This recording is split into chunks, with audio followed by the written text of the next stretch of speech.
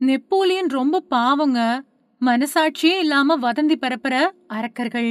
நடிகர் நெப்போலியனோட பையன் உடல்நிலை பத்தி இணையத்துல மோசமான கருத்துக்கள பரப்புறவங்க மேல உரிய நடவடிக்கை எடுக்க சொல்லி மயோபதி மருத்துவமனை மருத்துவர் டேனியல் ராஜா நெப்போலியன் சார்பில திருநெல்வேலி எஸ்பி அலுவலகத்துல புகார் குடுத்திருக்காரு.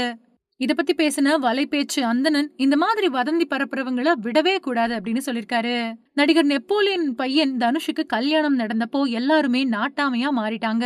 எப்படி ஒரு நல்ல பொண்ண இப்படி பாதிக்கப்பட்ட ஒருத்தருக்கு கல்யாணம் செஞ்சு கொடுக்கலாம்? நெப்போலியனோட பணத்திமிர பாத்தீங்களா அப்படின்னு ரொம்பவே மோசமா பேச ஆரம்பிச்சிட்டாங்க. ஒரு பையனுக்கு அப்பாவா நெப்போலியன் என்னென்ன செய்யணுமோ அதை எல்லாத்தையுமே நெப்போலியன் தன்னோட பையனுக்காக செஞ்சிருக்காரு. இப்படி ஒரு அப்பா கிடைக்க தனுஷ் தான் கொடுத்து வச்சிருக்கணும் அப்படின்னும், பையனுக்காக அரசியல், சினிமா அப்படின்னு எல்லாத்தையும் விட்டுட்டு தன்னோட பையனுக்காக அமெரிக்காவுல போய் செட்டில் ஆயிட்டாரு. அவருக்கு தன்னோட பையனுக்கு கல்யாணம் செஞ்சு பார்க்கணும் அப்படின்னு ஆசை. அதுக்காக ஒரு பொண்ணை பார்த்து கல்யாணம் பண்ணி வச்சிருக்காரு.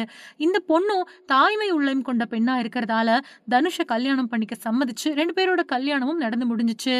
பையனோட கல்யாணத்தை பார்த்து பார்த்து செஞ்ச நெப்போலியன் வேதனைப்படக்கூடிய அளவுக்கு தனுஷ் இறந்துட்டதா இணையத்துல விஷமிகள் ஒரு செய்தியை பரப்பிட்டாங்க.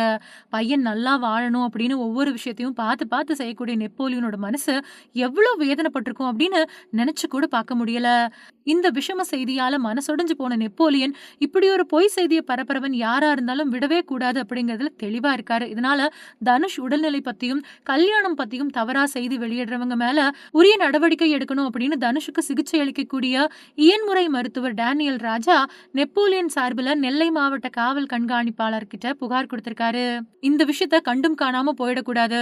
இந்த மாதிரி செய்தி பரப்புறவங்க யாரா இருந்தாலும் இவன் தான் அதை செஞ்சான் அப்படின்னு இந்த சமுதாயத்துக்கு அடையாளம் போட்டு காட்டணும். அப்பதான் அடுத்தவங்க இந்த மாதிரியான தவறை செய்ய மாட்டாங்க அப்படின்னு வலைபேச்சு அந்தணன் பேசியிருக்காரு.